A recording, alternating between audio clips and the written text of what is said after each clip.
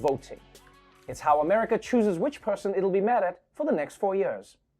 Now, even though election day is still weeks away, the election has started in many states, and that's thanks to mail-in voting. Now, as you may have heard, there is one individual who is extremely unhappy about that. Mail-in voting, it's going to be the greatest fraud in the history of elections. There is no way you can go through a mail-in vote without massive cheating. The ballots are lost, there's fraud, there's theft. It's happening all over the place. Russia, China, North Korea, Iran, these countries can grab those ballots or print forgeries of those ballots. Kids go and they raid the mailboxes and they hand them to people that are signing the ballots down the end of the street, which is happening. The mail-in ballots, they mail them to anybody, and they send them out by the millions. Number were sent, I guess at least two, three, four, were sent to dogs. One was sent to a cat. Holy shit, guys. Trump is freaking out. People are cheating, cats and dogs are getting ballots. Although if I'm perfectly honest, I don't mind dogs voting, because they'll vote for whoever their owner votes for. But cats, you can't trust them for shit. Those assholes will vote for Jill Stein just to mess with us. Meow. I will say though, Trump's stories about kids and foreign countries rigging the election sound pretty terrifying. Hey kid, go and get ballot from mailbox and I will reward you with delicious Russian candy. It's frozen onion. But regardless of how it happens, clearly Trump's goal here is to stir up fears about fraud. And if you commit fraud, you're going down. Unless it's tax fraud, then Trump wants to trade tips. But voter fraud, you're going down. But just to be clear, are there sometimes isolated incidents of voter fraud? Sure, there are, right? But in the states that have been doing all mail elections for years, there's been no evidence of anything close to widespread problems that can affect the election. But, and this is a big but, that doesn't mean that America has no problems with mail-in voting at all. In fact, the real danger with mail-in voting isn't fraud. It's all the little things that can get your vote thrown out. There is evidence of widespread rejection of mail-in ballots because of human error. In this year's primary, more than 500,000 ballots were reportedly thrown out for simple mistakes, such as signatures not matching the state's records, a missing signature, envelope problems, and ballots arriving after the deadline. Many voters do not realize they have to sign the back of the ballot envelope they mail in. Rather than fill in the bubble, they put an X or they put a stray mark somewhere. The ballot is discounted and thrown out. Pennsylvania is one of 16 states requiring that voters receive 2 envelopes with a mail-in ballot, the outer postmarked envelope and the inner one, meant to preserve anonymity and protect from tampering. Pennsylvania State Supreme Court now ordering officials to throw out mail-in ballots that arrive without inner privacy envelopes, known as naked ballots. As many as 100,000 votes statewide could be invalidated because of missing privacy envelopes. President Trump won Pennsylvania in 2016 by just over 44,000 votes. Oh man, this could be a major disaster. Hundreds of thousands of votes could get thrown out because of minor human errors, just from a missing signature to a partially filled bubble. The more I learn about American democracy, the more I think to myself, you guys are invading other countries to give them this? I mean, maybe you guys should figure out this thing before taking it to the global market. And don't get me wrong, I see why a lot of these ballot requirements exist. I mean, they were designed to prevent fraud. The only problem is that they can mean that a perfectly legal vote gets thrown out. You know, it would be like missing one square with a traffic light, but instead of not getting into your email account, Donald Trump gets a second term. I knew it was a traffic light. I knew it! And yeah, part of the problem is that there are a lot of little things you have to do and you have to get right for your ballot to count.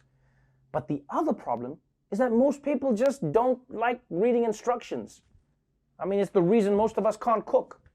Cooking is literally just reading instructions and doing what they say. And yet half of us are going rogue in the kitchen like, it says a teaspoon of salt, but my hand is basically a teaspoon, right? Wait, what do you mean my cookies got thrown out? Those were perfectly valid cookies. Now what are people supposed to eat at the orgy? Oh, and if you're one of those perfect people who never misses a detail and won't ever make a mistake, first of all, kill yourself. And secondly, it turns out the government might make your mistakes for you. A mailer that was supposed to help district voters confirm their mailing address instead is sparking a lot of confusion. The D.C. Board of Elections sent as many as 500,000 faulty mailers. If you follow the instructions and you tear the card along the perforated lines before you mail it, vital information will not be included. Roughly 1,400 voters here in Northern Virginia got duplicate absentee ballots.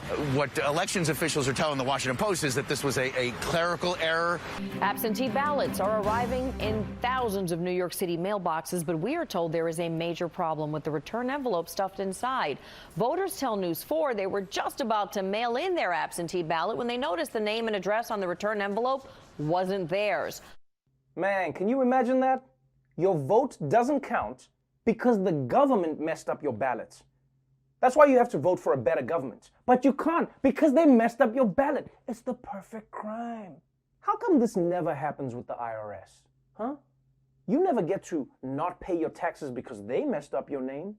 Mr. Trevor Noah, it's time for you to pay your taxes. Actually, that's not my name. Man, your name. We're here for the money.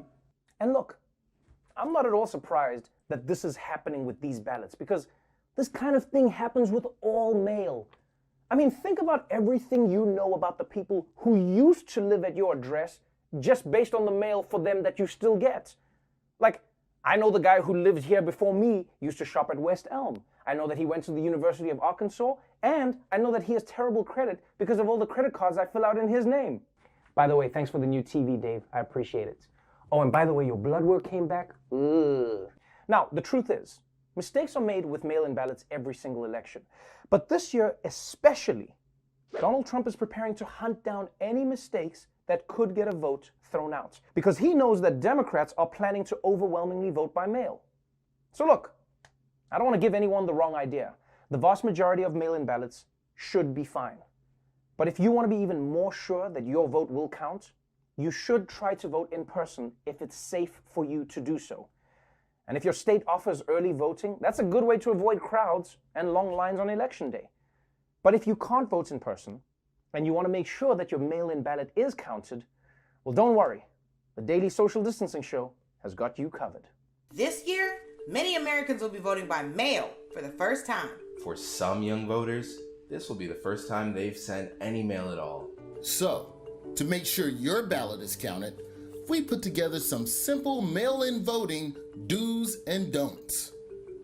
Do remember that unless you live in these 9 states, you can only get a mail-in ballot after you've applied for one and been approved. It's called consent. Once you get your ballot, do vote as early as possible. In fact, I already filled out my ballot for the 2024 election. Good luck on election night, Steve Buscemi. Do follow all the instructions. Mail-in voting is like building a bookshelf from IKEA. Skip one step and the whole thing could collapse and fall on your nephew Dennis, and then everybody stops talking to you. Don't write in a fake address like 69 Doggy Style Lane, which actually is pretty good. I might use that. Do sign your name before sending your ballot in. And not that squiggle bullshit you do on the credit card machine at CVS, your real signature. Don't eat Cheetos right before you fill your ballot out. The smudges won't nullify your vote. It's just gross. Don't use your ballot to write Fuller House erotica. Even if you have interesting ideas about what Uncle Jesse and Kimmy Gibbler could do to each other, it's been done. Do remember that your state might require a witness to sign your ballot too. And don't knock it till you try it. Sometimes voting can be hotter when someone's watching. Do not send in a naked ballot. In the states that require it, make sure to put your ballot inside the secrecy envelope before sending. Also, do not send in a naked photo of yourself. I've been told by numerous election officials they are not welcome, even if they're extremely sexy. Don't copy the Asian kids' answers. This isn't high school algebra. Roy. Man, ain't nobody looking at you, dude. I'm over here waiting for my turn to talk. Oh, really? Were you? Yes. Okay. Don't hand your ballot to anyone who introduces himself as an official ballot taste tester. He does not work at the post office. Do take a selfie when you mail your ballot in, because we all know humble bragging on social media is basically the whole point of voting. Do not keep your ballot as a souvenir. What are you, an idiot? Do give yourself a pat on the back after turning in your ballot. Democracy was in your hands, and you did it. The bare minimum. Well done. Once you've voted, it's time to prepare for the post-election chaos. Do make sure you have enough wood to build yourself a bunker. And do not with me at night. I'm ready, motherfucker.